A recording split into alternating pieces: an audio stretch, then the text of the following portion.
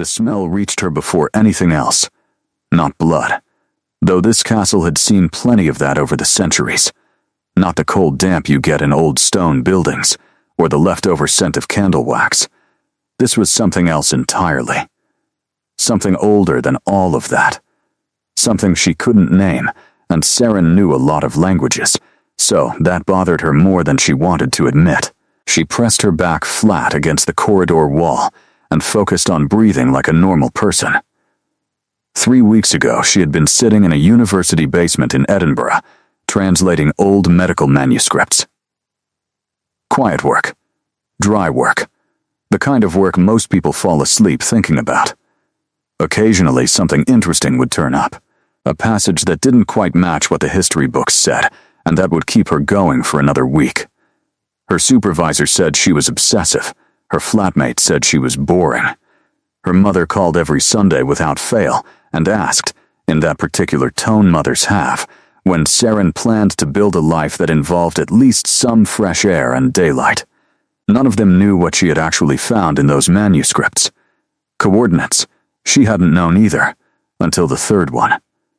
Until the pattern emerged in the marginalia, those tiny scribbled notes in the borders that most researchers ignored because they assumed they were decorative. Saren had been copying them out of habit, filling a separate notebook with the fragments, when she noticed the numbers embedded in what looked like Latin prayers. She should have told someone. She knew that now, standing in this corridor in a castle that didn't appear on any map she'd ever accessed, holding a bag with one change of clothes and a notebook full of translations that had apparently led her here instead of to the academic conference she'd told everyone she was attending. The smell intensified. There was a door at the end of the corridor. Heavy oak, iron hinges, the kind of door that belonged in a museum display about medieval architecture. It was slightly open. The gap was perhaps 3 inches wide, and from it came a thin thread of light that was not quite golden and not quite white, but something uncomfortably in between. Saren told herself to go back the way she'd come. Her feet carried her forward instead. She had always had this problem. Her brain would issue perfectly sensible instructions, and her body would simply decline to follow them, particularly when there was something interesting on the other side of a door. Her therapist, back when she'd had time for one, had called it an approach motivation issue. Saren had called it curiosity. The distinction felt academic right now. She pushed the door open.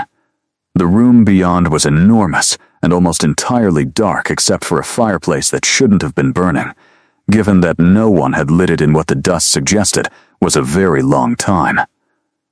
The fire cast long shadows across stone floors, across walls hung with tapestries so old the figures on them had faded to suggestions. There were bookshelves. Of course there were bookshelves.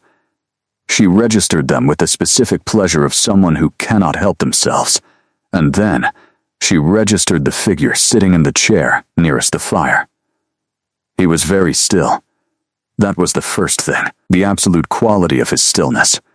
The way he sat without any of the small unconscious movements that living things made, the slight shift of weight, the micro-adjustment of posture, the almost invisible rhythm of breathing.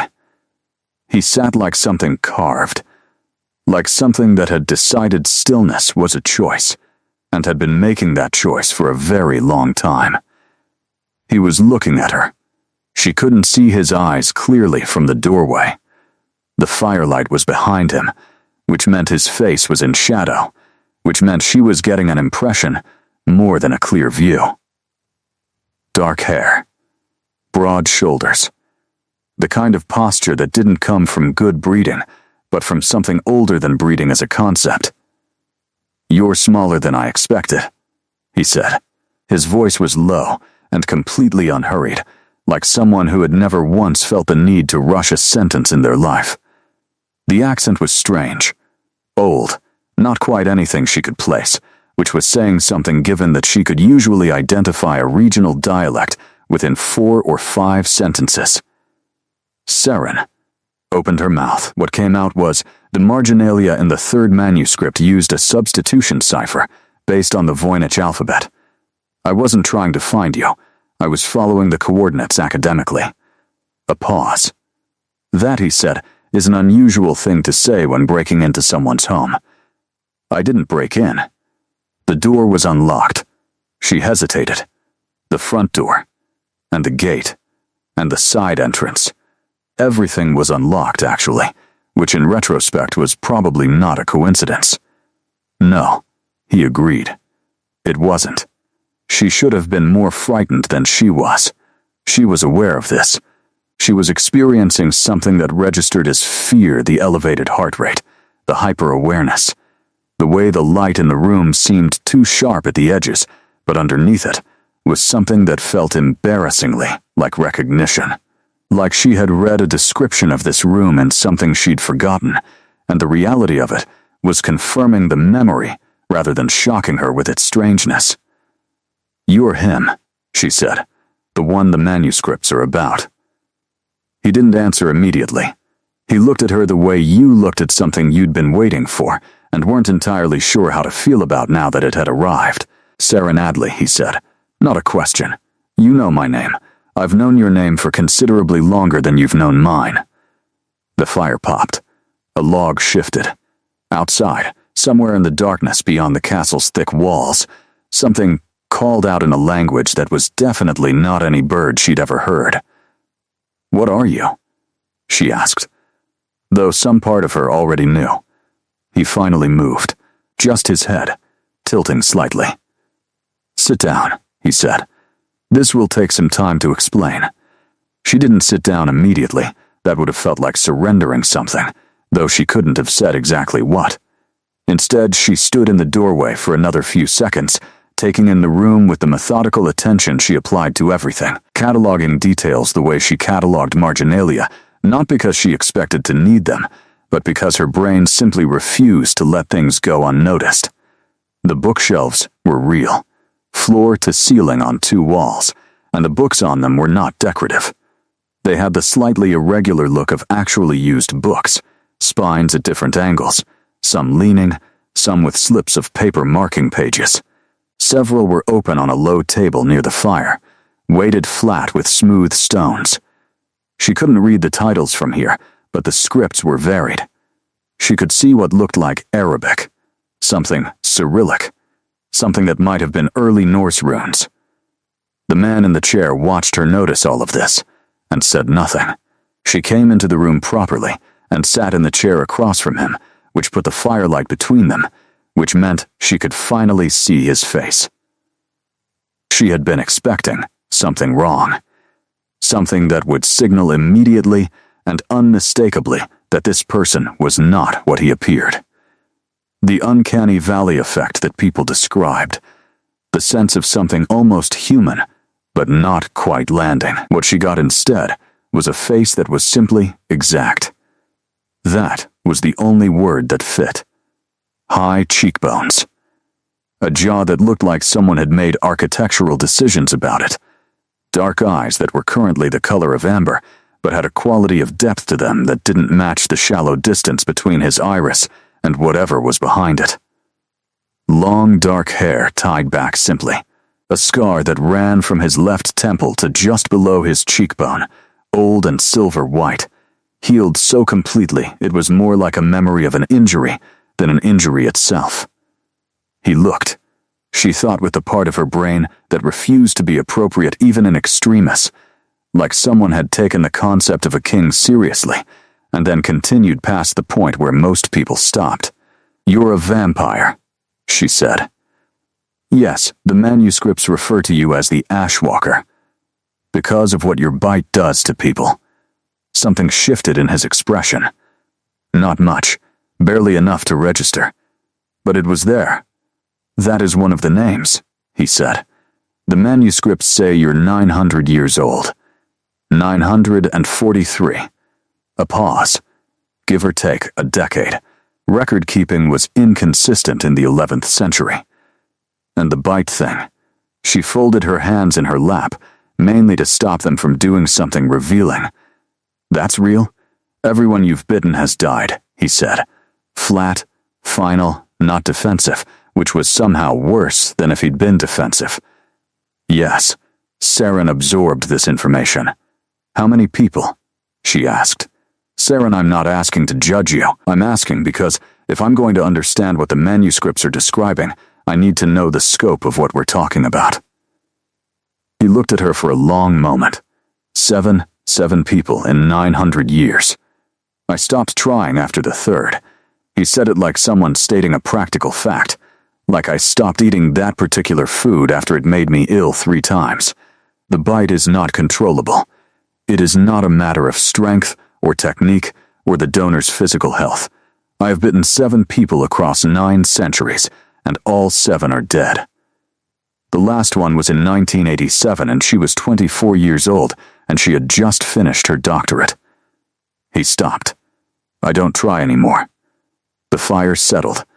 The room felt suddenly smaller. But you brought me here, Saren said slowly. Yes, through the manuscripts. Yes, which means you think I'm different. He didn't answer right away. He looked at her in that particular way again. The one that felt like assessment combined with something that wasn't quite hope, but was in the same general neighborhood. Something careful and controlled and old enough that it had learned not to show itself clearly.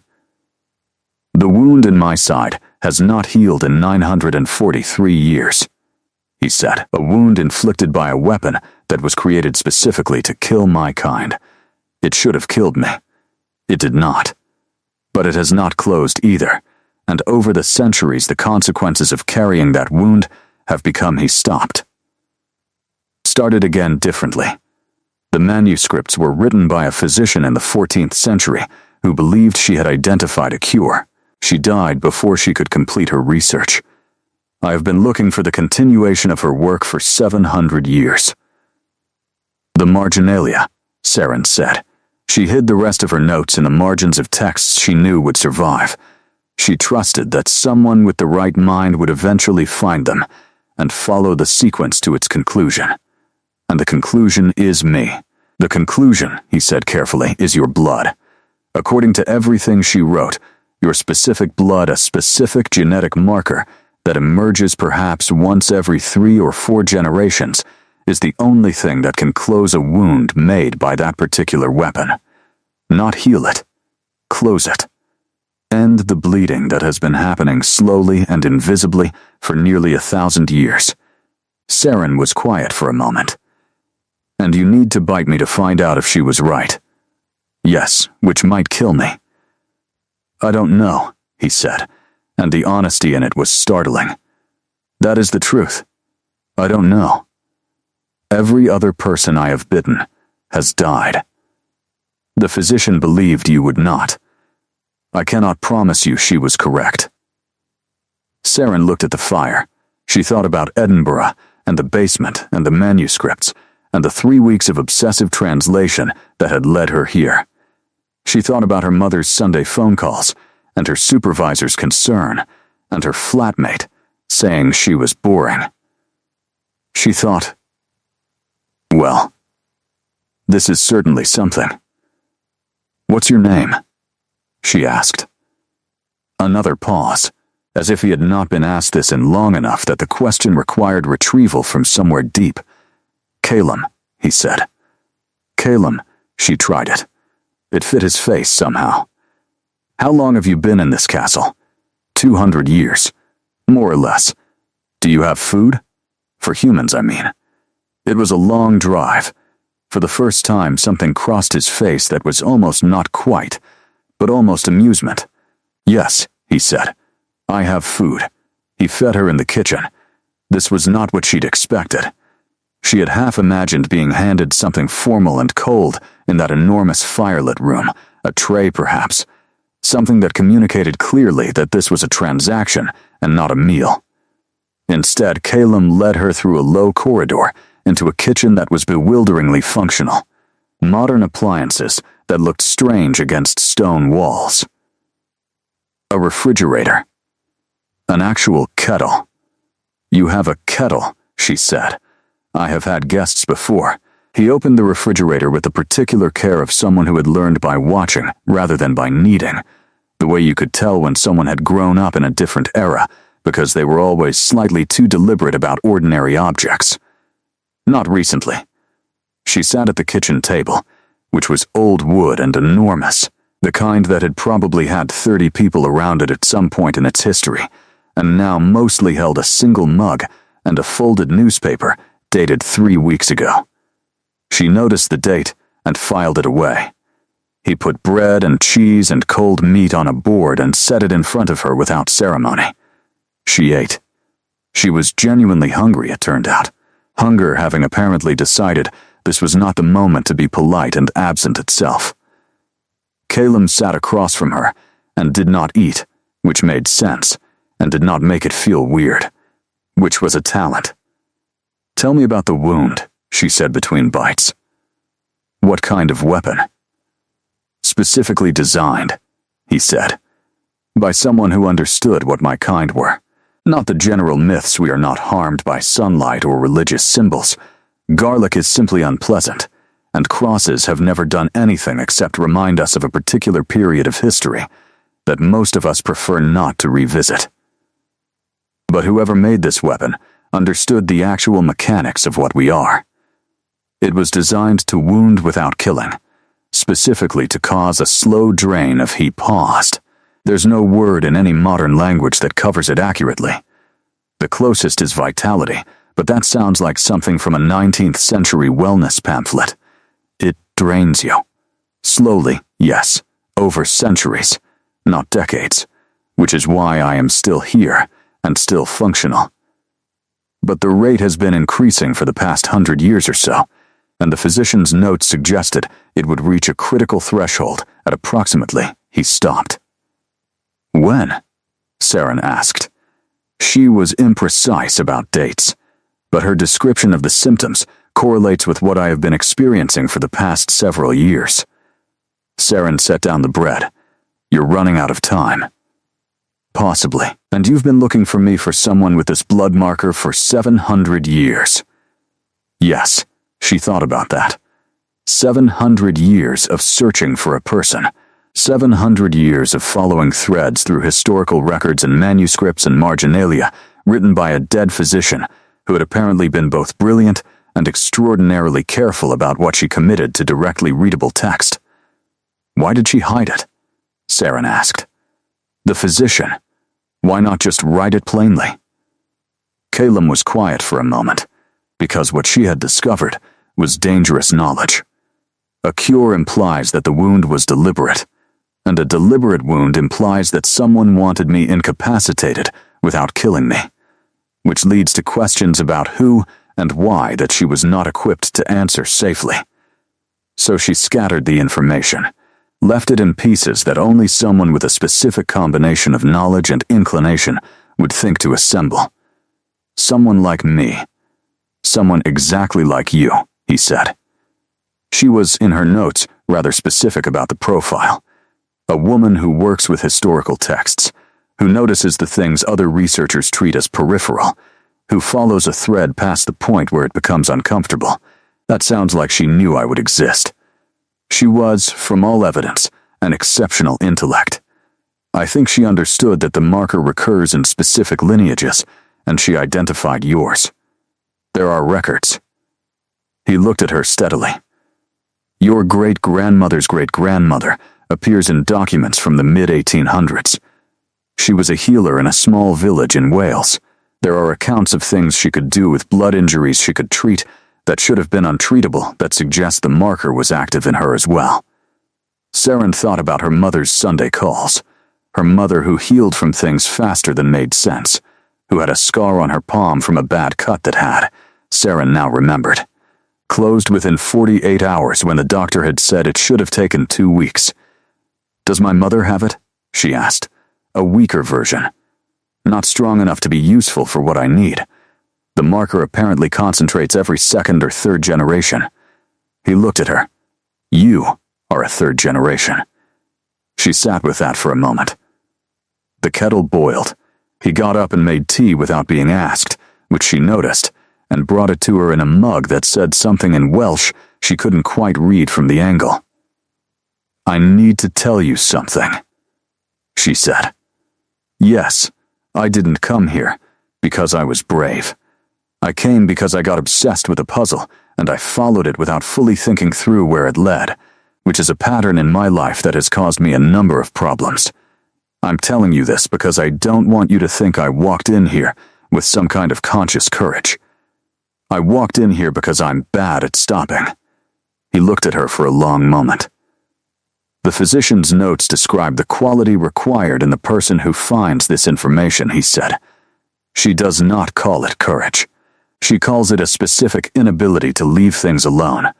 Something crossed his face then, that almost amusement again, warmer this time. She seemed to consider it a virtue. Saren wrapped her hands around the mug. The tea was good, which felt like an odd detail to be glad about, but she was glad about it anyway. "If I agree to let you try," she said carefully, "what does the process look like?" "I don't know exactly. The physician describes a ritual context, specific conditions under which the attempt should be made. Time of day, physical positioning, a period of she calls it acquaintance, which I interpret as the subjects needing to know each other well enough that there is no fear in the exchange." She was quite specific about the fear variable. She believed that fear changed the composition of the blood in ways that would work against the healing process. So we'd need to spend time together first. Yes, she looked at him across the kitchen table with the bread and the tea and the newspaper from 3 weeks ago. "How much time?" She doesn't specify precisely. Her phrasing is, "until the stranger becomes known." He looked faintly uncomfortable for the first time, which was interesting. 900 years old, and the thing that made him uncomfortable was admitting he might need to simply spend time with someone. "I realize this is an unusual request. You're asking me to stay. I am asking if you would consider it." Yes, Saren thought about Edinburgh. The basement. The manuscripts.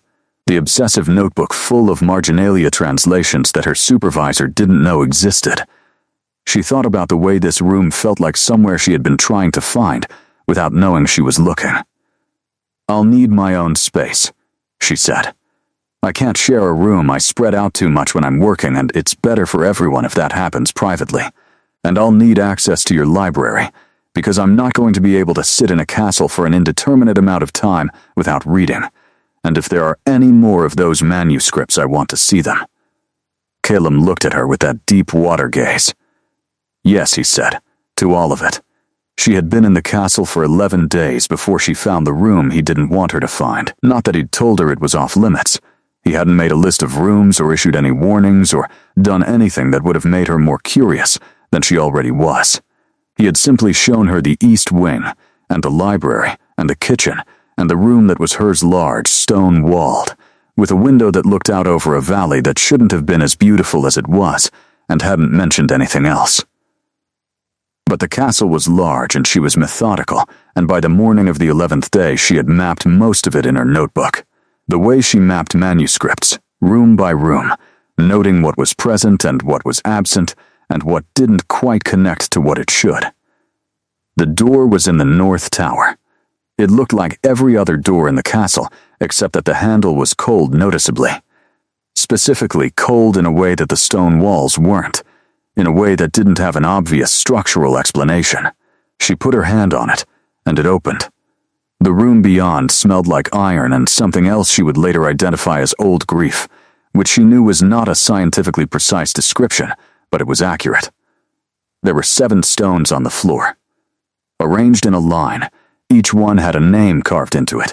In that way, you carve names when you want them to be permanent, when you are not certain what else you can offer. The carvings were in different hands, different tools, different eras. The first stone was so old the letters were barely readable. The last one was newer. 1987. The name on it was Clara Reyes, and below the name it said simply she was going to change things. Saren stood in the doorway for a long time. She heard his footsteps in the corridor behind her and didn't turn around. "I wasn't trying to pry," she said. "I was mapping the building. I map things. I know." He stopped a few feet behind her. He didn't try to close the door or redirect her attention. "You can come in," She stepped inside properly, crouched down by the first stone, and read the name, which was in a script old enough that she had to work at it. Aldith, she said finally. 11th century? 12th, early. His voice was very quiet. She was kind. I didn't understand what the bite would do. I thought I could control it. I thought it was something I could learn. A pause. I could not. Saren moved to the next stone. Read that name too. And this was deliberate? Building these stones? It felt like the least I could do, which I understand is an inadequate gesture in the context of 7 lives. He said it without defensiveness and without self-pity, which was somehow harder to be in the room with than either of those things would have been. But it was something. She stood up. She looked at the last stone, at Clara Reyes, at 1987, that she was going to change things. Who wrote that? On the bottom. I did. What was she going to change? Her field. She was a biochemist. She had a theory about the relationship between cellular regeneration, and it's not important now. It was important to her, and she was right, and she didn't get to prove it. His voice hadn't changed in volume or tone, and that somehow made it worse. She was the last time I believed the physician's research might work. After her, I stopped looking for a while. How long is a while? For you? 20 years. Saren turned around then. He was standing in the doorway, not crossing the threshold into the room, which she noticed. As if the room had rules, and one of them was that he only entered when he had to. What made you start looking again? She asked. The symptoms worsening, he said. Practically, that was the primary reason, but also he stopped. I found a continuation of the physician's notes I hadn't found before, in a private collection in Prague. It changed my understanding of what she was describing. The blood marker she identified I had been looking for it as a purely physiological characteristic. Something measurable, something that would appear in medical records. But her continuation notes clarified that the marker manifests in behavior as much as biology, in the specific quality of attention someone brings to the world. Saren said nothing. She described the person who would heal me as someone who reads the margins, he said. Not metaphorically. Literally. Someone whose habit of attention extends past the official text into the spaces that everyone else ignores. He looked at her. I recalibrated my search after that. How long did it take to find me after that? 3 years. She thought about 3 years of being watched without knowing she was being watched. There was something that should have been disturbing about this, and part of her registered it as disturbing. But another part, the part that had followed marginalia coordinates across 3 countries without telling anyone where she was going, understood it as the logical extension of a 700-year search, and found it difficult to sustain outrage about. You were in Edinburgh, she said. Several times. Yes, did you ever come into the university building? A very slight pause. Once. Did you see me working? Yes, she thought about the strange restlessness she'd felt sometimes in the archive basement, the sense of being watched that she'd put down to too much caffeine and not enough natural light. Okay, she said. Okay, he repeated, as if testing whether she meant it. I'm not angry, she said, which was true and also slightly baffling to her, but true. I want to understand the full picture. I need to understand things. I know. And the way he said it quietly, without any implication that this quality was inconvenient, made something settle in her chest. The physician noted that as well, in her description. He paused. She wrote, "She will need to know everything, or she will not be able to stay." Saren looked back at the 7 stones. At the 7 names, at 900 years of grief arranged in a careful line on a cold floor. I'll stay, she said. I decided that on day 3 when I found the section in your library on 14th century Venetian medical texts and realized it was the most comprehensive private collection I'd ever seen. She paused. The healing possibility is, I want to help with that too. But I'd have stayed for the library. When she turned around again, something had shifted in his expression. Not dramatically. Just something behind his eyes that had been braced became, slightly, less braced. "Dinner is at 7 if you want it," he said. "I want it," she said. "And I want to talk about the Prague notes. All of them." He almost smiled. It was a near miss, but it was close. "All of them," he agreed. She learned his rhythms the way she learned manuscripts, by watching the details everyone else would have considered peripheral. He was awake at all hours, which she had expected. What she hadn't expected was that he had preferences within those hours. The hour just before dawn was when he was most still, sitting in the library or near a window, not reading, not doing anything she could label, just existing with a quality of attention that made her feel like she was witnessing something private. She tried not to intrude on those hours. He read constantly, not performatively, not the kind of reading that signaled cultivation, but with the absorbed inattention of someone for whom reading was as automatic as breathing. She would lose track of him in the castle and find him in a chair somewhere with a book open on his knee that he'd apparently picked up mid-thought and hadn't set down since. He cooked, which remained startling. Not elaborate meals, he didn't eat them, and had no stake in the result beyond functionality, but he was precise about it, in a way she recognized as the behavior of someone who had mastered something once, and did not see a reason to do it poorly. The food was always good.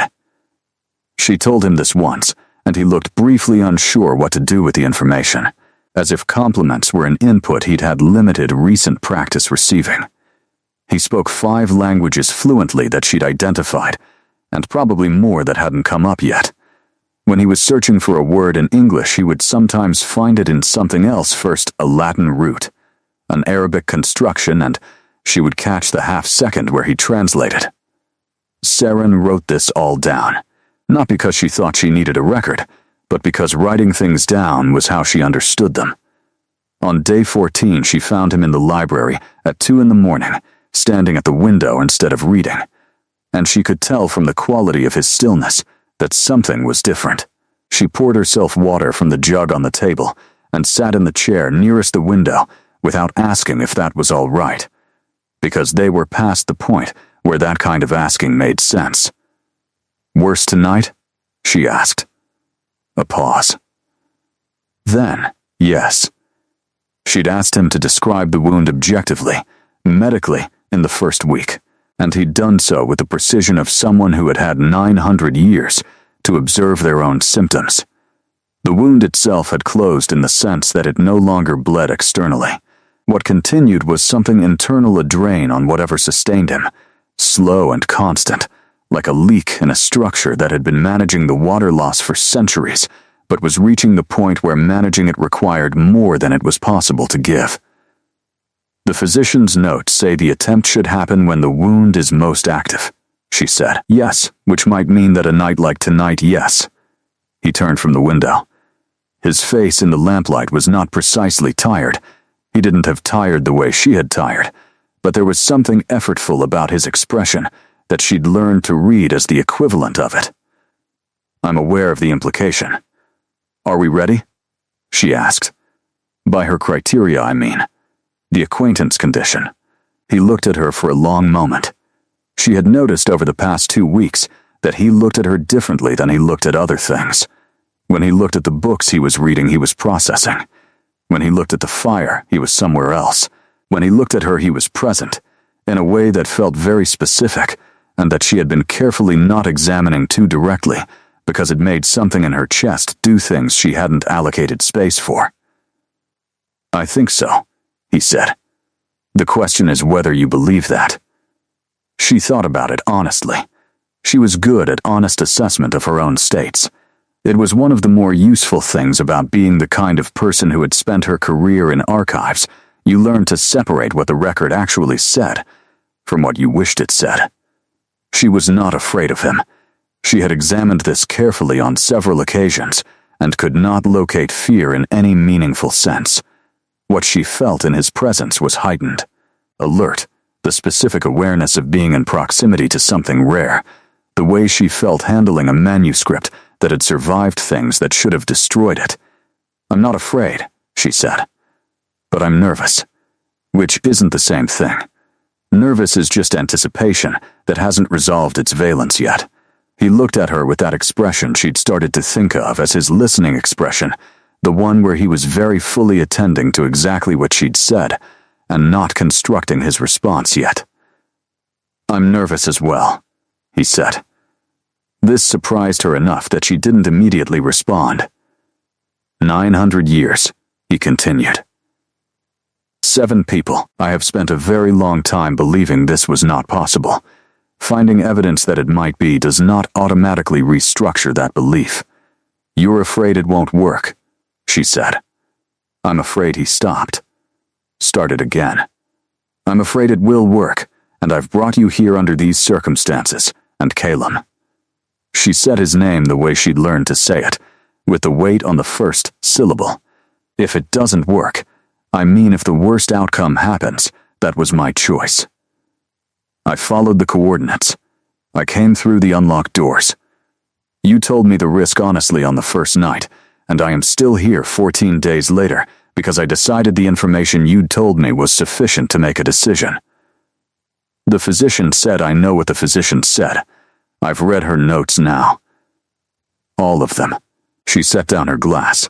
She believed the marker would protect me. She had solid theoretical reasoning for that belief. She was, based on everything I've read, a more rigorous scientist than most people who came after her with better equipment. I trust her methodology. He was quiet. "Also," Saren said, "you're standing there at 2 a.m. looking like a man who has been managing a structural failure alone for 900 years, and I find that very difficult to sit across from without wanting to do something about it." So, the words came out more plainly than she'd meant them to.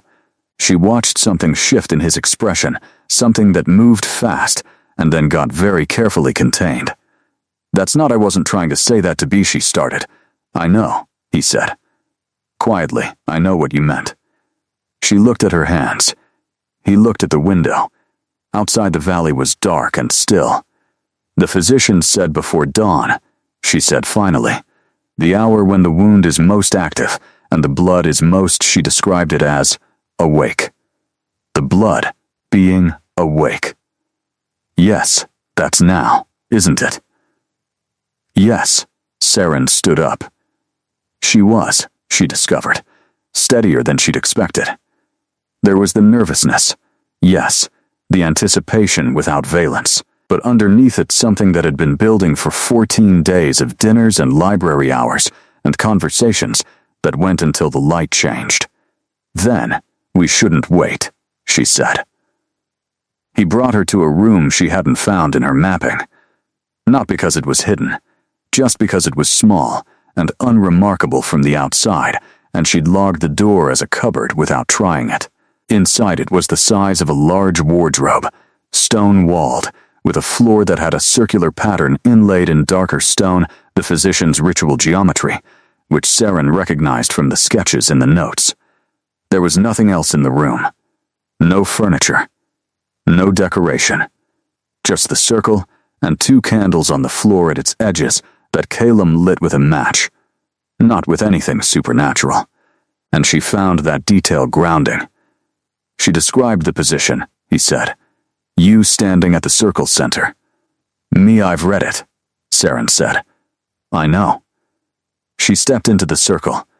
The floor felt the same as the floor everywhere else, which was slightly reassuring.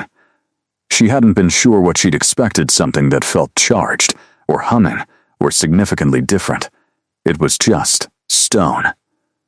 Calum came to stand behind her, which was what the physician had described. The bite at the throat, from behind, approached slowly, this word slowly underlined in the notes twice, which Saren had noticed and taken seriously with the subject's full awareness at every stage. "I'm going to put my hand on your shoulder," he said. "Yes," she said. His hand was cold, which she'd known it would be. But the reality of it was different from the knowledge. Not unpleasant, just very specifically real. His hand on her shoulder, the slight weight of it, the cold that had its own quality, not the cold of an inanimate surface, but the cold of something that had been a different temperature for a very long time and carried that history in it. "Are you all right?" he asked. Yes, she was. Genuinely. "Are you?" A pause. "I don't know," he said, and the honesty of it made her trust him more than any reassurance would have. She could feel him behind her, not touching except for the hand on her shoulder, but present that specific quality of presence that she'd been aware of since the first night. The sense of something very old and very concentrated existing in close proximity. "If it hurts," he started. "The physician said it won't. Not in the way I'd expect." The physician had never done this with a living subject. She was working theoretically. She was working with exceptional rigor theoretically, Saren said. There's a difference. Something in his posture, which she couldn't see, but could feel through the point of contact at her shoulder, shifted, that almost amusement that she'd come to look for. "Ready," she said, not a question. He moved his hand from her shoulder to the side of her neck with a deliberateness that was its own kind of answer. His fingers were gentle in a way that was, she hadn't prepared herself for gentle. She had prepared herself for controlled, for careful. Gentle was different. "Saren," he said. Yes, just that. Just her name. The way he said it was not the way he'd said it the first night, when it had been acknowledgement. It was something else. She filed the distinction away to examine later. Then his teeth found the curve of her throat.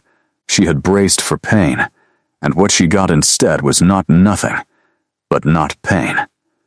The physician had called it a release in her notes, and Saren had thought she understood what that meant, and found she'd understood it only academically.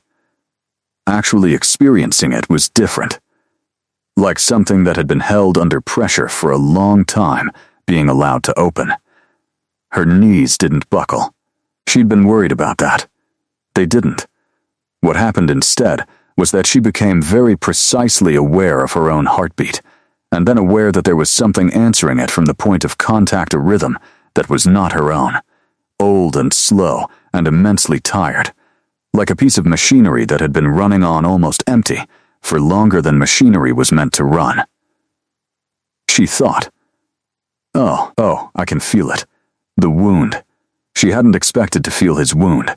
The physician's notes hadn't said anything about that, but it was unmistakably there, a dragging, pulling sensation, not in her own body, but adjacent to it, the sense of something reaching toward something that it had been reaching toward for 900 years, and finding it finally close enough to touch.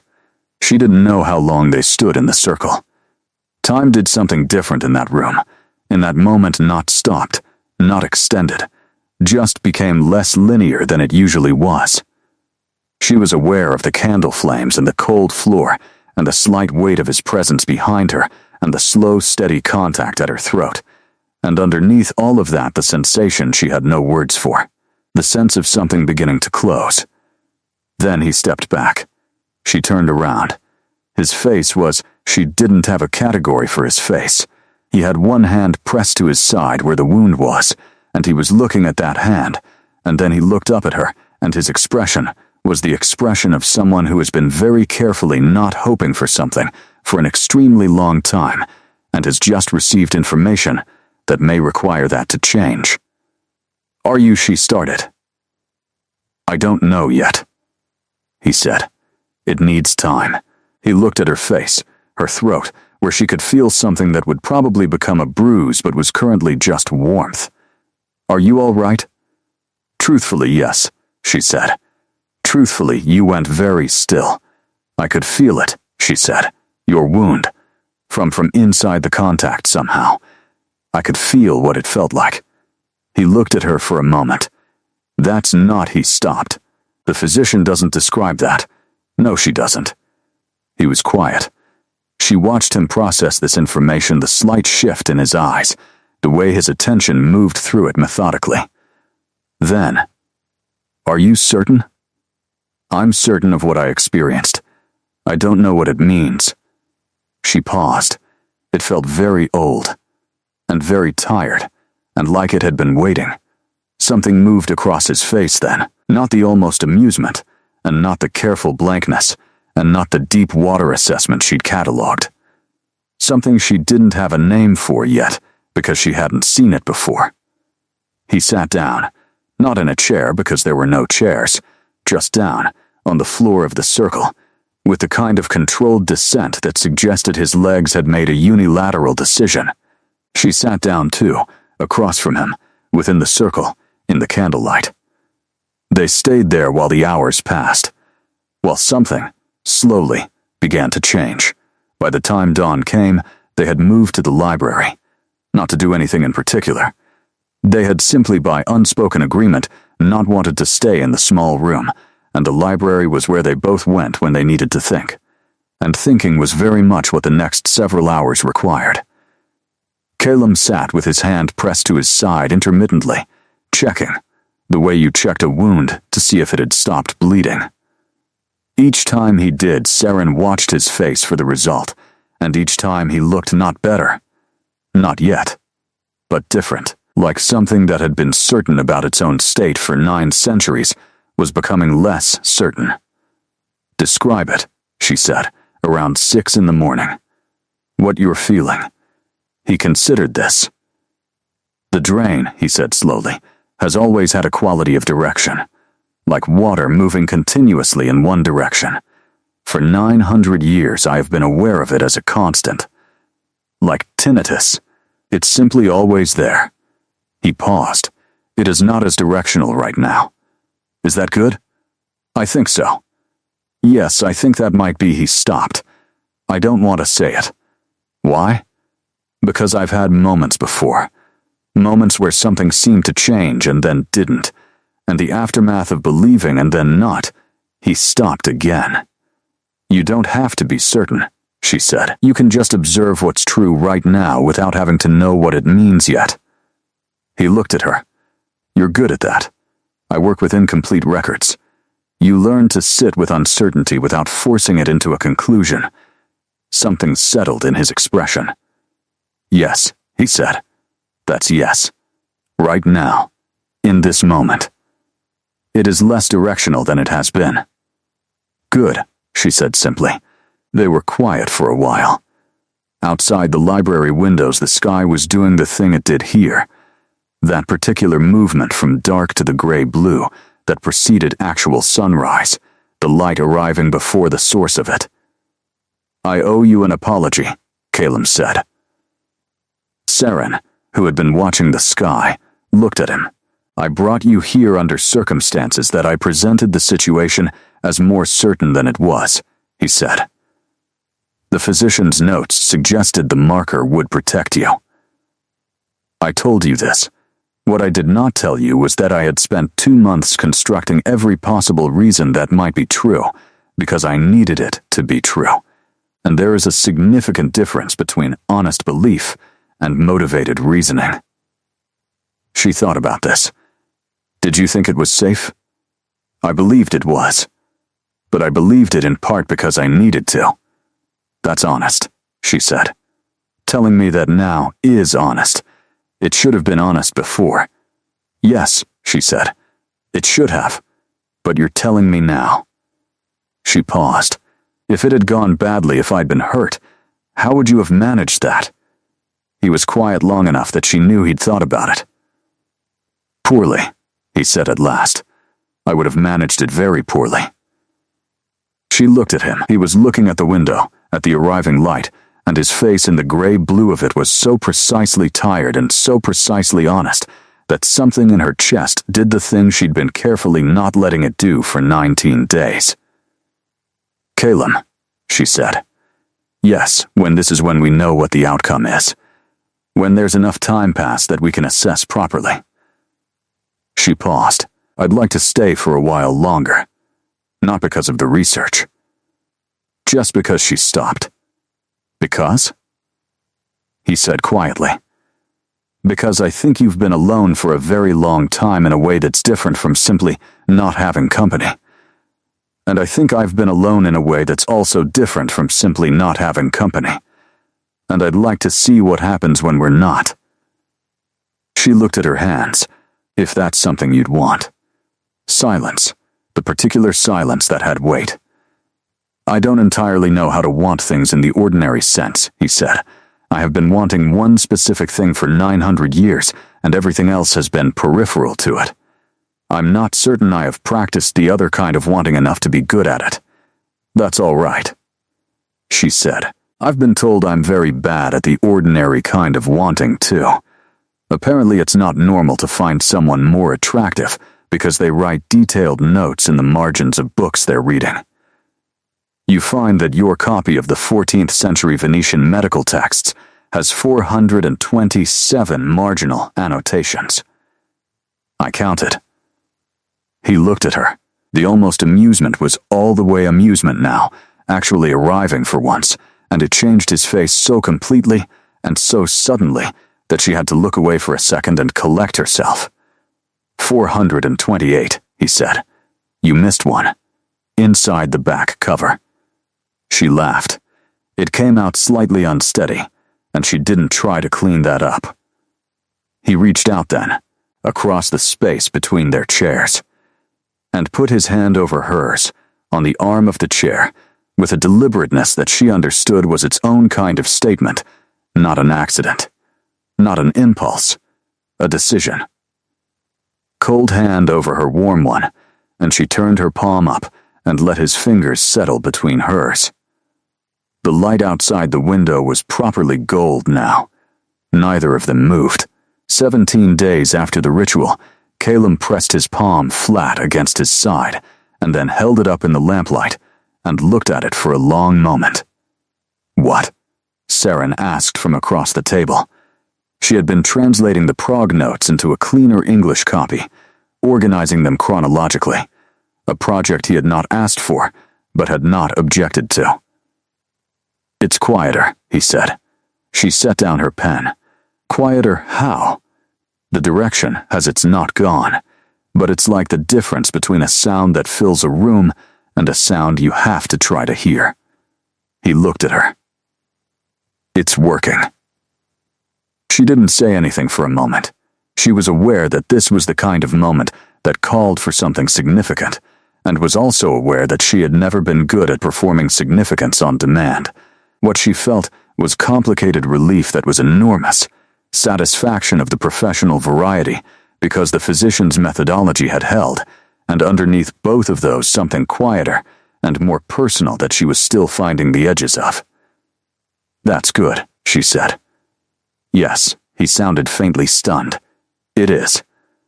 The physician estimated 3 to 4 weeks for the initial closure. We're at 17 days, so you're slightly ahead of her projected timeline. She picked up her pen again. I'm going to add that data point to my notes. He looked at her for a moment. Are you going to respond to this clinically? He asked, not unkindly. I'm going to respond to this both clinically and the other way, she said. Sequentially, the clinical part is first because it's easier. And the other way? She put her pen down properly this time. Looked at him across the table. I'm very glad, she said simply, not just as someone invested in the outcome of a 700-year research project. As the other thing. The other thing, he repeated. The person whose hand you've been holding at approximately 9 in the morning every day for a week. He had started this without comment on day 21 of her stay. She had been sitting in the kitchen reading, not waiting for anything in particular, and he had come in at the hour before the pre-dawn quiet, and sat across from her, and after some time had put his hand on the table, and she had put hers next to it, and they had both read their separate books for 2 hours. The next morning he'd done it again. By the third morning it was simply the thing that happened at that hour, without discussion, without labeling. That person, he said. Yes, he was quiet for a moment, in a way that she'd learned to read as processing rather than avoidance. When I said I didn't know how to want things in the ordinary way, he said, I meant it, but I am learning that the mechanism is less unfamiliar than I thought. He looked at her steadily. I am aware of you constantly, not in a surveillance sense, in the sense that the room is different when you're in it than when you're not. I know, she said. I'm the same. I don't have good language for this. I have very good language for many things, but this is a domain where my vocabulary is genuinely limited. That's all right. She gathered her papers into a neat stack. We don't have to have language for it right now. We can just have the fact of it and give it time to develop its own terms. You're remarkably patient for someone who catalogs and categorizes everything, he observed. I'm patient about things I'm interested in, and impatient about things I don't care about. This is in the first category.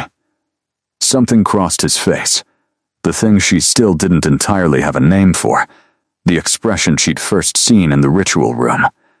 She was getting better at reading it, not mapping it onto any existing category, but just recognizing it as specifically his, as a face he made when something reached him past the controlled exterior and he hadn't fully prepared for it. I want to show you something, he said. He took her to the east wing, to a room she'd mapped as apparently empty. It was almost empty.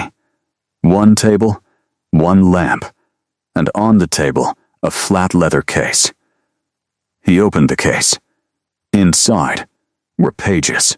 Careful, dense pages in a hand she recognized immediately. These are the physician's, she said, her personal journal, not the manuscripts those were for dissemination. This was private. He looked at it. I found it in the same collection as the prog notes. It took me some time to decide whether to show you. Why? He pointed to a passage near the front of the journal. She leaned over the table and read. The physician had written, in her 14th century hand that Saren parsed automatically, I have seen her. Not her in truth, she has not been born yet. But in the casting I use to trace lineage forward, I have seen the shape of her. She is not what I expected. She will go to him not from duty or from fear, or from any of the ordinary human reasons people move toward danger. She will go because she cannot leave a thing half understood. He has waited 9 centuries. She will not make him wait much longer. And when she comes, I think the wound will not be the only thing that heals. Saren straightened up. She knew, she said. Yes, she knew I'd come and she knew she stopped.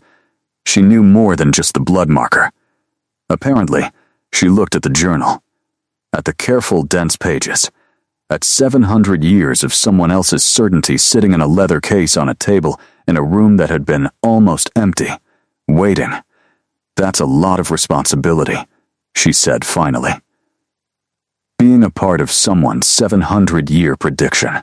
Yes, he paused. I thought about not showing you. Because it changes the nature of your choice knowing someone anticipated it. It doesn't change my choice, she said. It just tells me someone was paying attention. She looked at him. People have been paying attention to you for a very long time, Calum, trying to help you. Building stones, writing notes in margins for someone they'd never meet. She closed the leather case gently.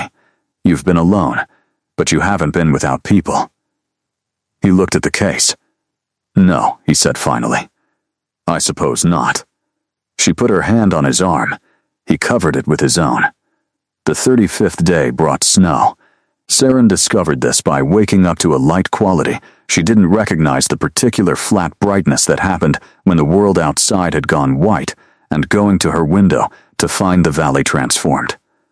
The dark valley floor was covered, the tree lines blurred with it, the morning sky a pale gray that sat above everything, like held breath. She stood at her window for a long time before going downstairs. She found him in the kitchen, which was where he was when the pre-dawn quiet had recently shifted into actual morning. He had made tea without being asked, which was something he'd started doing on day 12 and she'd never commented on, because commenting on it would have made it self-conscious, and she preferred it unself-conscious. She took the mug and sat at the kitchen table and said, I need to call my mother. He looked up from the book he was reading. I've been gone for 5 weeks, she said. I told my supervisor I was at a conference. I've been sending emails from my phone that say everything is fine and that the conference is extended. My mother calls on Sundays, and I've been answering, and she can always tell when something is different, and I've been telling her nothing is different. She wrapped her hands around the mug. I'm not good at lying. I don't have the sustained attention for it. What will you tell her? He asked. I don't know yet. Something true that doesn't require me to explain the parts that are complicated. She looked at him. Which is most of it. He was quiet for a moment. You could tell her you found something worth staying for, he said. That's true. She looked at him. He was looking at his book, not at her, with the slight deliberateness that meant he was aware of having said something that landed. That's true, she agreed. She called her mother from the east, facing window where the snowlight was best, and her mother picked up on the second ring, because her mother always picked up on the second ring, and said, You sound different, which was the first thing she said, before hello or how are you, and Saren said, I found something, and her mother said something, or someone, and Saren said both, and her mother was quiet for a moment and then said, Are you all right? And Saren said, I'm really all right, actually, and meant it. After she hung up, she went back to the kitchen and found Calum had moved to the window, looking at the snow. She knew immediately, Saren said. Mothers often do, he said, and there was something in the way he said it distant. Factual. Someone reporting about a thing observed across centuries rather than experienced that told her something she filed carefully away. Did you have she started and stopped? Parents, he said. Yes, before. It was a long time ago. He looked at the snow. My mother had a quality of attention similar to yours. I have thought about that. Similar how? She read the margins, he said simply. Saren didn't respond immediately. She came to stand beside him at the window, close enough that they were adjacent without touching, the way they often were, a proximity that had its own quality now, that had accumulated meaning over 35 days of deliberate nearness. Will you tell me about her? She asked. If you want to. He was quiet for a moment, that she let be quiet. Then, he told her. Small things at first, the way his mother had grown herbs along a south-facing wall and known each one by multiple names, the different names for different purposes. A sound she'd made when she was concentrating. The particular shade of green the hills had been in the country where he'd grown up, which no longer existed in the same form, which had been remade so many times since his childhood that the only version that remained was in memory. He told her things he probably hadn't told anyone in a very long time. She could tell by the way he was careful with them, the care of someone who had held something fragile for so long that they'd learned to handle it differently from other things. She listened. She did not try to fill the silences. She understood from working with records that the way a person told a thing was as important as the thing itself, and interrupting the telling changed both. When he finished, they were still standing at the window. The snow had continued. The valley was deeply white now. Thank you, she said. I don't know why he paused. I don't tell people things. You told me. Yes, he looked at his hand, which had at some point in the past few minutes found hers, which she hadn't consciously noticed until just then. I seem to do that. With you, I'm told I'm a very easy person to tell things to, she said. My flatmate thinks it's a character flaw. She says it makes people overlook me as a conversational partner because I seem too receptive. Your flatmate, he said carefully, is wrong. I know, Saren said. But I've never minded being overlooked. The things you find when people overlook you are usually better than the things you find when people perform for you. He looked at her then, directly, with the full weight of whatever being looked at by someone who had existed for 900 years actually felt like.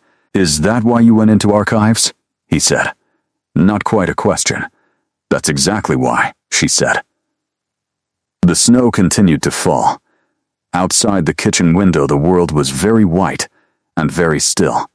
Inside there was tea cooling in a mug and a book lying open face down on the kitchen table, and the ordinary, extraordinary fact of two people standing at a window watching snow, which had happened billions of times in the history of the world and which felt, this specific morning, entirely unrepeated.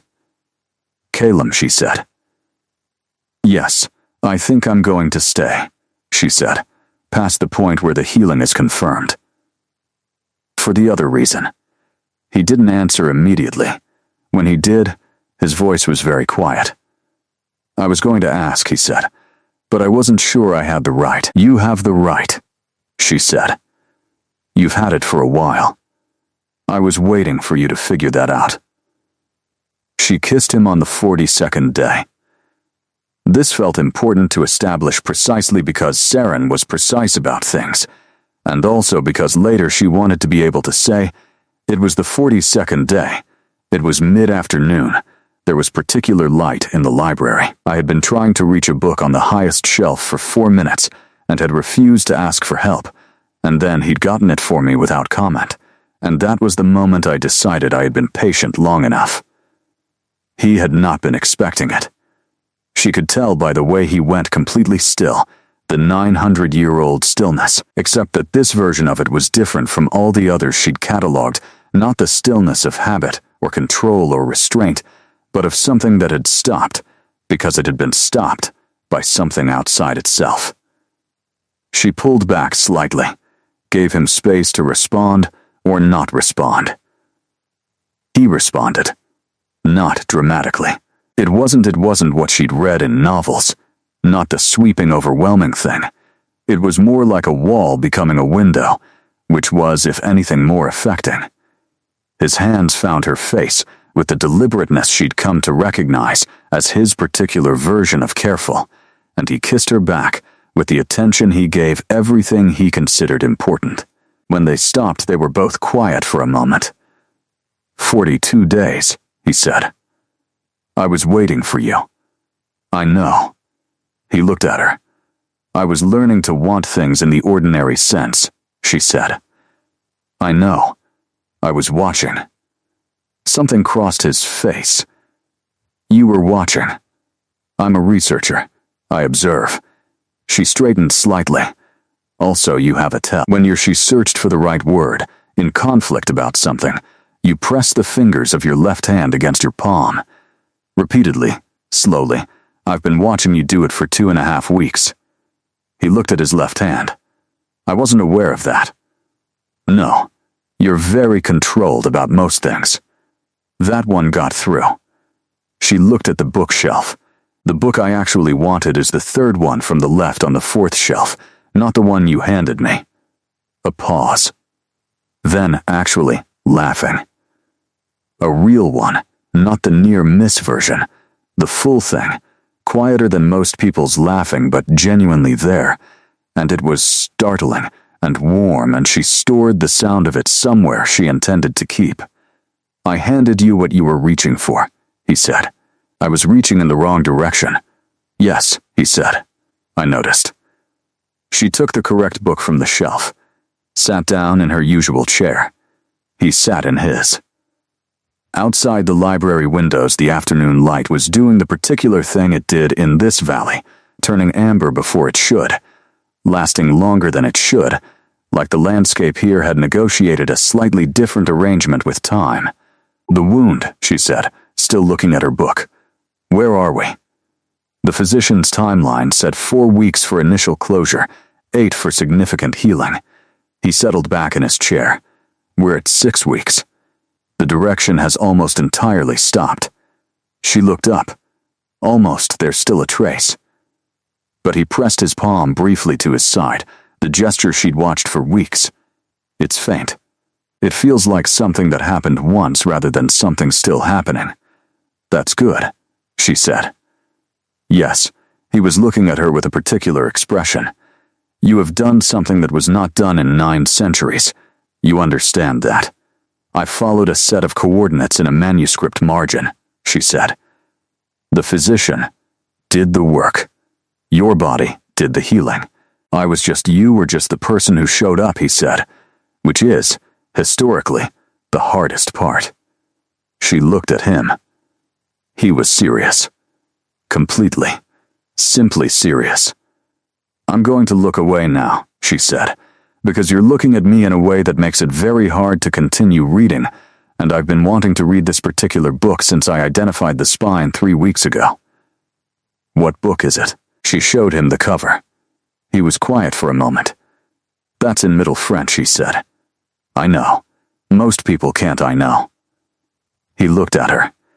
The expression, the one she still didn't quite have a name for, was fully on his face now, undisguised, and it was more than she'd seen of it before. More than in the ritual room, more than by the kitchen window in the snow. All of it present at once. She looked away before she stopped being able to. They read their books in the amber afternoon light, and the room was quiet in the particular way that rooms were quiet when the quiet was full of things rather than empty of them. After some time, he said, without looking up from his book, Saren. Yes, I'm glad the door was unlocked. She smiled at her page. So am I. She found the other manuscript on a Tuesday. Not deliberately, she had been reorganizing the section of the library that contained the oldest materials, a project Calum had approved with the quiet relief of someone who had wanted it done for several decades, but hadn't been able to bring himself to prioritize it. She was cataloging, boxing things by era, making notes on condition. Straightforward work. Work she was good at. The manuscript was inside a larger folio, tucked at the back in the way things got tucked when someone put them somewhere temporarily in a hurry, and then the temporary became permanent through accumulated time. It was small, 16 pages. The hand was different from anything else she'd seen in the collection. She knew within 3 paragraphs what she was reading. She read the rest of it standing at the shelving unit, because she couldn't make herself go sit down. When she finished, she stood very still for a moment, doing what she always did with new information, running it through everything she already knew, checking it against the existing record, looking for the place where it fit or failed to fit. Then she went to find Calum. He was in the north corridor with his arms crossed, looking at something through the window in the way he looked at things when he was thinking, rather than actually seeing the thing in front of him. He heard her come, and turned, and must have read something in her face, because the way he looked at her changed immediately. What did you find? He asked. She held up the manuscript. He crossed the corridor in a few steps, and took it from her carefully. She watched his eyes move across the text, his face going very still in a different way from usual. He turned pages slowly. When he reached the end, he stood without speaking for a moment. You've read this, he said. Yes, all of it. Yes, he looked at her. Then, you know, yes, what she knew was this: the manuscript was written not by the physician, but by someone who had known the physician. A colleague. A contemporary. And this colleague had written, in the careful, precise hand of someone who understood the weight of what they were committing to ink, a continuation of the physician's theory that the physician herself had never completed. The continuation described the bite's effects in more detail than anything Saren had seen, and in that detail was a piece of information the physician's notes had not contained. The healing was not a one-time event. The wound that Calum carried, the 900-year-old wound, would close with the first attempt, as the physician had predicted. But there was a secondary process.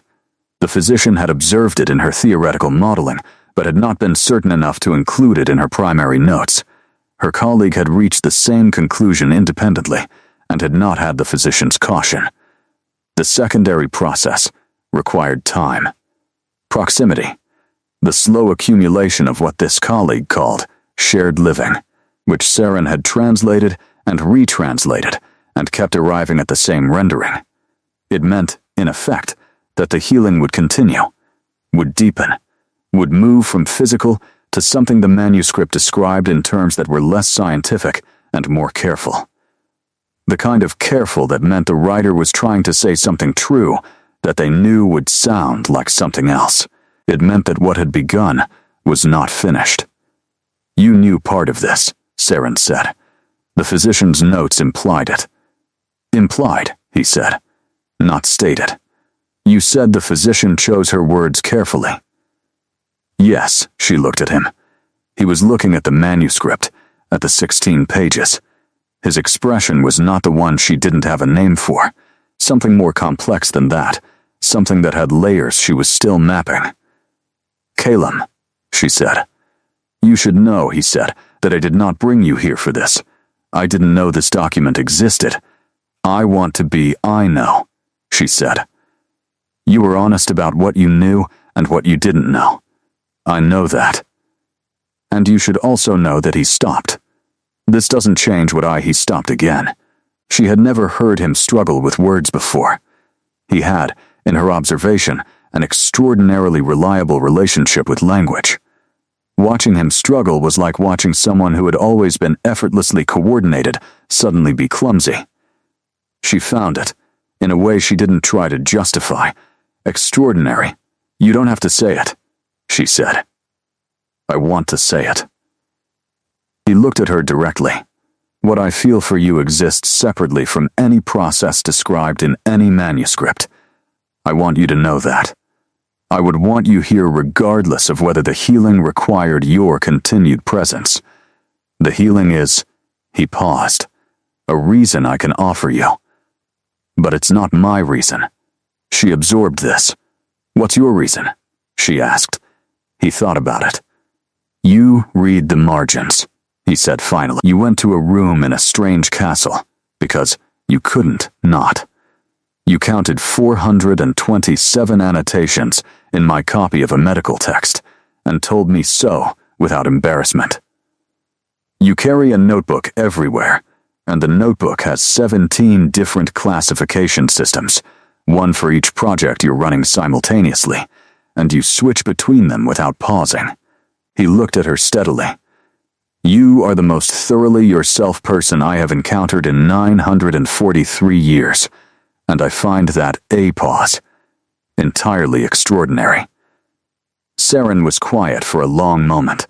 I have 17 classification systems because none of them are quite right, and I haven't found the right one yet, she said.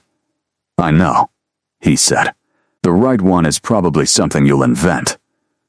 She looked at the manuscript in his hands, at the 16 pages of a colleague's careful conclusions, at 9 centuries of waiting arranged neatly into a small folio that had been hiding in a larger one. I'm going to need to go back to Edinburgh at some point, she said. My supervisor is holding my position but not indefinitely, and I have a flat and a flatmate and things I said I'd do. She paused. But I'd come back. If the offer stood. The offer stands, he said immediately. Indefinitely, I might bring boxes, she said. If I'm going to properly reorganize this library, it requires resources I don't currently have on site. I'll have them ready, he said. She nodded once. Practical, settled. Then she reached over and took the manuscript back from him, held it carefully, looked at the pages. I'm going to catalog this today, she said. Properly, with provenance notes and condition assessment. It deserves to be documented. Yes, he said. It does. And then I'd like dinner, if that's all right. That's all right, he said. She turned to go back to the library, stopped without turning back. Calum, yes, I'd come back because of the library and the research, she said, but mostly for the other reason. She heard him exhale. Not dramatic, just real. I'll make sure the kettle's on, he said. She went back to the library and cataloged the manuscript, and it took 3 hours, and they were 3 of the most satisfied hours she'd had in a long time, which told her something she was glad to know about herself. She came back on a Thursday, 2 months after she'd left, which was longer than she'd planned, but shorter than she'd feared. The Edinburgh logistics had taken time her supervisor, who was not a demonstrative person, had expressed something in the vicinity of concern, and something in the vicinity of curiosity, and ultimately, something in the vicinity of understanding, which was the most she'd expected from him. Her flatmate had helped her pack with a speed that suggested she'd been waiting for Seren to do something like this for years. The gate was unlocked. It was always unlocked. She had come to understand this as a policy, not an oversight. She had 3 boxes in the car, and a bag on her shoulder, and a notebook with 2 new classification systems she'd been developing on the train, and she stood in front of the castle for a moment before going in, looking at the stone and the windows and the thin thread of smoke from the kitchen chimney. She had thought, on the way, about whether it would feel different coming back, whether the accumulation of Edinburgh, the ordinary air of ordinary places, her ordinary life conducted in its ordinary rhythms, would put distance between herself and the 42 days that had preceded it. Whether she would arrive and find that it had contracted in some way, become smaller or stranger or less certain than it had felt inside it. She pushed open the front door. He was in the corridor. Not waiting at the door that would have been too much. For both of them. He was in the corridor because that was the direction from the kitchen, and the kettle had presumably just been put on, and he had the controlled unhurriedness of someone who had been listening for the sound of a car for several hours, and was now performing not having been listening. She looked at him. He looked at her. "You brought boxes," he said.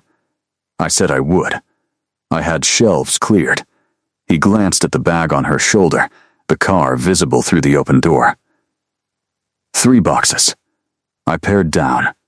"I'll get them," he said. I'll get them," he said simply, and went past her out the door, and she watched him carry all 3 boxes inside with the ease of someone for whom physical effort was not a meaningful variable, and something settled in her chest that had been slightly unsettled since she'd gotten into the car in Edinburgh. She went to the kitchen. The kettle had indeed been put on.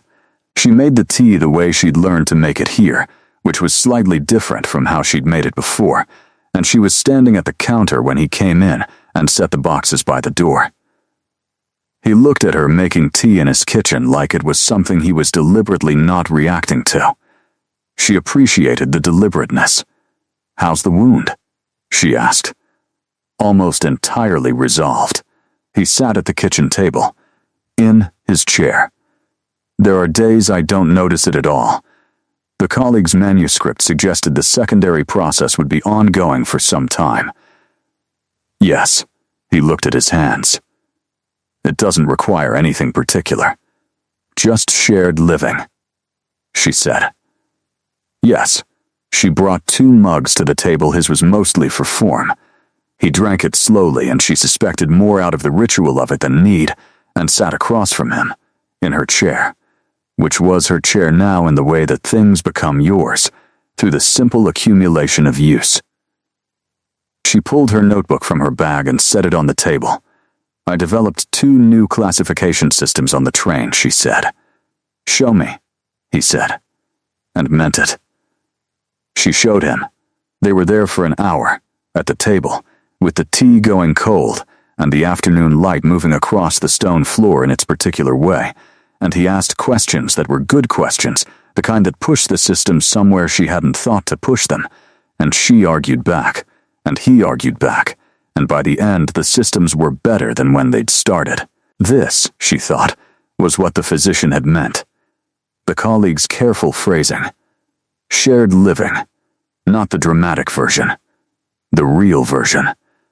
Sitting at a kitchen table improving classification systems with someone who understood why the work mattered, who had been improving systems of various kinds for 9 centuries, and brought that practice to every conversation. "Calum," she said, when they had run through both systems thoroughly. "Yes, I'm staying," she said.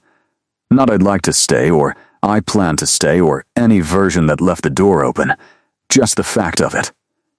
He looked at her. All of it in his expression, everything she'd spent 2 months being glad she knew. "Yes," he said. "Good. I'll need to make a trip back to Edinburgh periodically. For work, And I'd like to meet your— She stopped, because he didn't have people in the ordinary sense, and reconsidered, for us to exist occasionally in the world rather than entirely in the castle.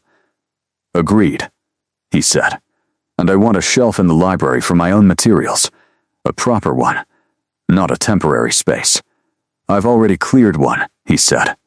She looked at him. You cleared it before I said anything. The section of shelving you've been using is insufficient for your work, he said, with the perfect composure of someone pretending they had not been thinking about this since she left. I noticed that before you went back to Edinburgh. You cleared me a shelf, she said.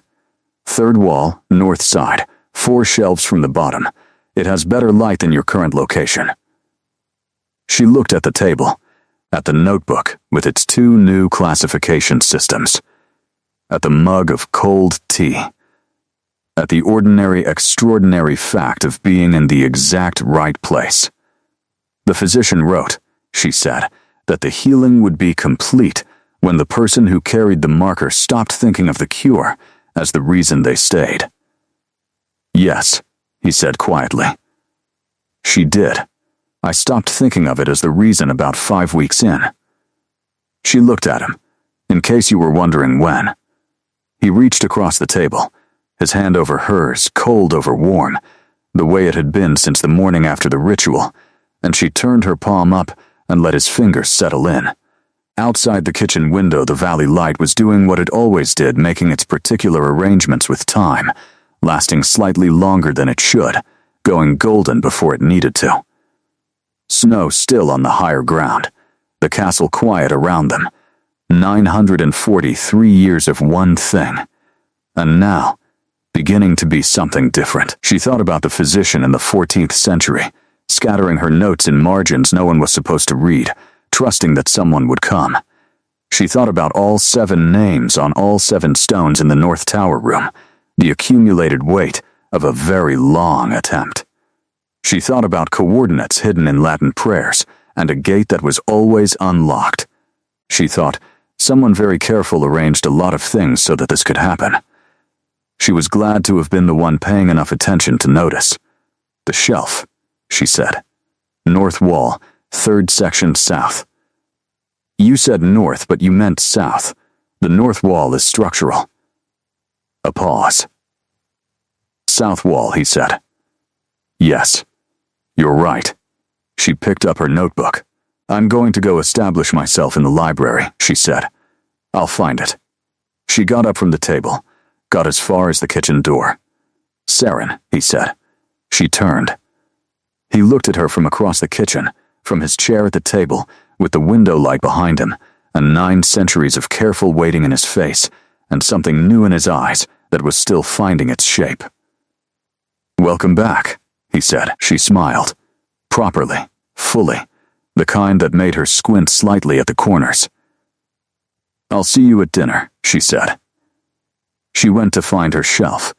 It was exactly where he'd said. It was south wall, 3rd section, 4 shelves from the bottom, better light, and there was nothing on it yet, and there was room for everything she'd brought and would bring. And she stood in front of it for a moment, with her hand on the empty wood. Then she opened her bag and started to fill it.